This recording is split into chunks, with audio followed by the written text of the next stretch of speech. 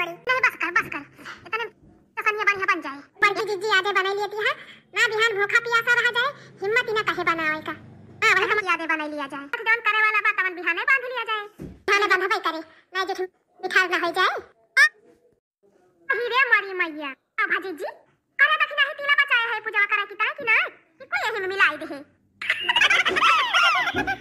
बड़की जीजी तू तो जौनी बिया चौकाए दादा, हम तो डराई नहीं कहे जीजी। पूजा वाला तो हमारे सब पहले निकाल के धई दिहन खर्चे, पूजा वाले घरा में अच्छा भले की हो बहिनी धई दिया तो गई ना, हमार पे जियरे उड़ी का रहा। हां बहिनी मऊ के पैसा सफाई जात है कि दुकानियो बनाई मिला त खड़ी जात है तब अहे बहिनी सामान तो मंगा धइले है हमारे सब पहले से जानी की बहिनी तिलवा वाले दिन न तिल जियरे मिले जल्दी से और न गंजी मिले, जब ने दुकान पे जा वही दुकान पे चुका रहा था। ये बहिनी ये महंगाओ भी कई लागत है, महंगाओ है जाने ये बहिनी जवन 20-25 रुपए का सामान रहा था अका 45-50 रुपए में दिया थे दुकानदार वाले। हां सही कहा थई बहिनी, तुम्हारा बहिनी सामान पहले मंगा के धई लिए के चाहिए।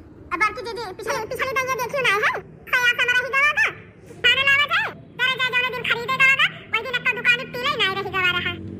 हां बहिनी सही कहती है, पिछली दैया ये भावा रहा। अब बहिनी जौन दुकान पे जाए तौन दुकान पे तिला नहीं ना नहीं तिले मिला रहा बहिनी तो कहन लावा गंजी खरीद लिया है, तो गंजी की दुकान पे गए ना बहिनी तो पता लगा गंजी खत्म बा।